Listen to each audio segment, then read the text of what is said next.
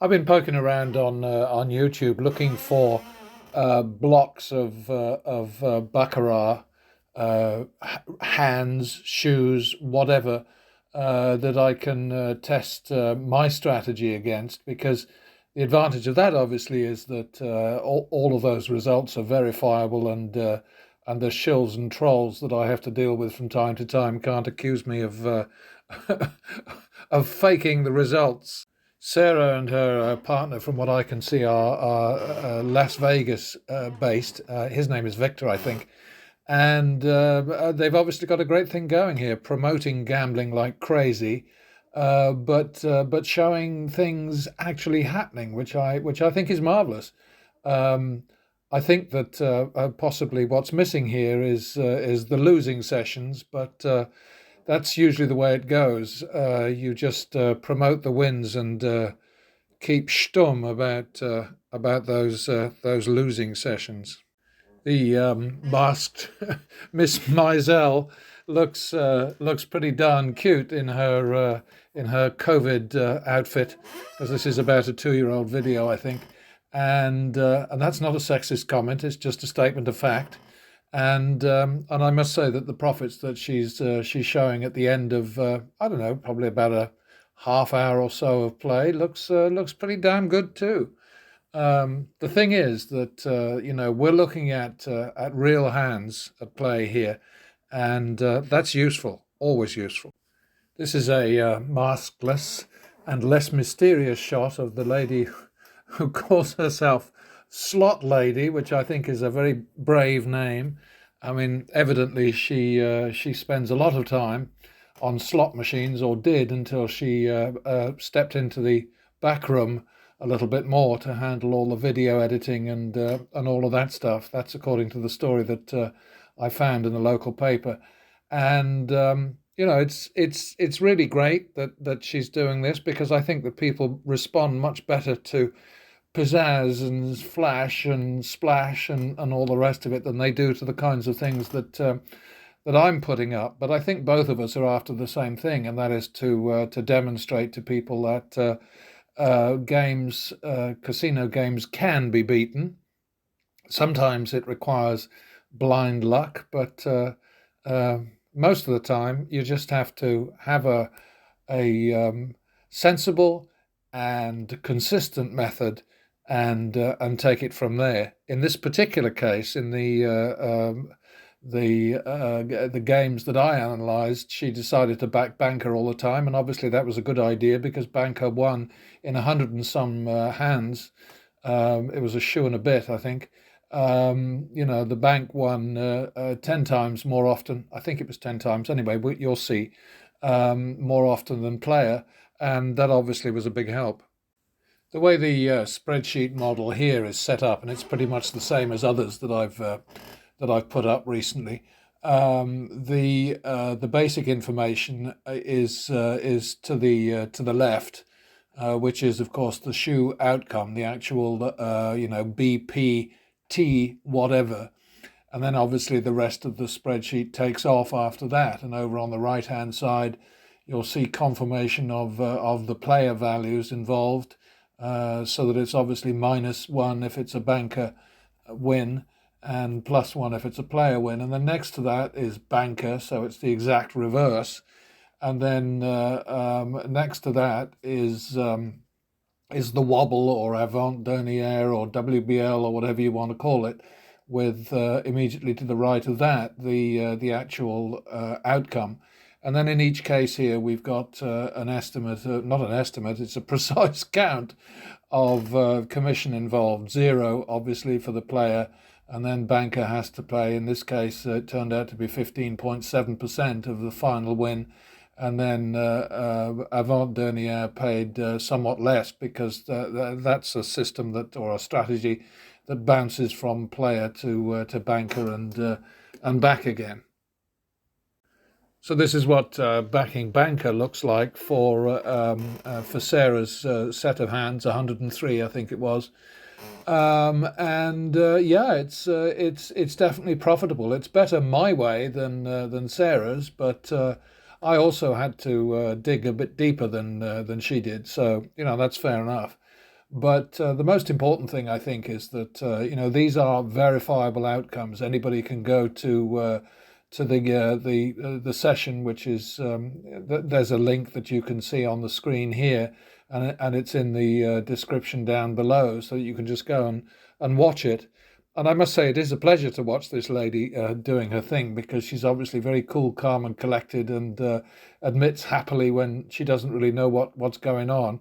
Like most people, she has no idea what causes hands to be dealt, or cards to be dealt, I should say, whether, when player gets an extra one, or when banker gets an extra one, or blah, blah, blah, blah, blah, you know.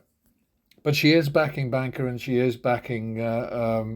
Does she back the tie? No, I don't think she does. I think she's going for something else, which I absolutely do not understand. But the main thing is that she's winning, and the main thing, as far as I'm concerned, is that against the same set of hands, pattern betting the way I do it, progressive betting the way I do it, would have won more. But anyway, that's irrelevant right now, isn't it?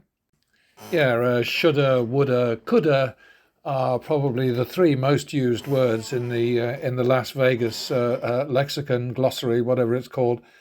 And this is what would have happened if you'd backed Sarah's hundred and some hands, bouncing from player to banker and back again, according to the whims of avant, dernier, or WBL, win before last, or wobble, as I like to call it. Um, and clearly, I'm getting a great kick out of the fact that this demonstrates something I've known for years. And that is that if you have a good strategy, then it'll work whatever you choose to back in the game of Baccarat. Works pretty much the same way with roulette, but I don't like roulette because in America in particular, the odds are absolutely ridiculous. It's bad enough with a single zero where it's 2.5, I think, 2.56, something like that. But the American version with two zeros is just too damn greedy on the part of the house, and it's hard to beat.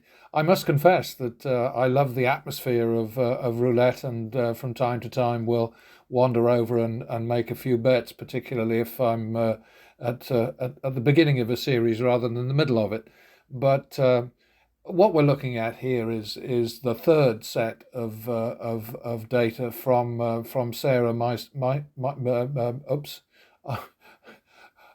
Sorry, love. I've slipped for a moment. I'm thinking I'm confusing her constantly with the amazing Mrs. Meisel, which is a wonderful series on Amazon, and I'm sure this young lass is equally amazing. She's certainly very entertaining to watch.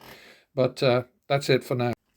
So this is a little bit of an experiment. I've stripped out my audio, my wittering, nattering, whatever, blathering from a shoe that I videoed from the BWP sim, and I'm just going to leave it to stand on its own. It shows all the bets from beginning to the end of the shoe. It's 70 something rounds, I think, which is about the right size. Um, Obviously, it ends in a profit. There have been shoes that have not ended in a profit, and before I put this up, I'm going to just show the latest list of results from BWP. But I think it's kind of interesting anyway. Obviously, I feel that way because I'm throwing this stuff up onto the channel day after day. I'm getting some hits, and I'm never going to go viral, I don't think. Looking at some of the numbers that people are achieving with Baccarat and with all kinds of gambling things, I'm boggled, completely boggled. But anyway, I'm trying to do my little bit here to get across the idea that these games can be beaten consistently, regularly, but you can't do it without courage and consistency and complete sobriety. And you can't do it without a big fat bankroll. But I've said that over and over again, so I'll stop now.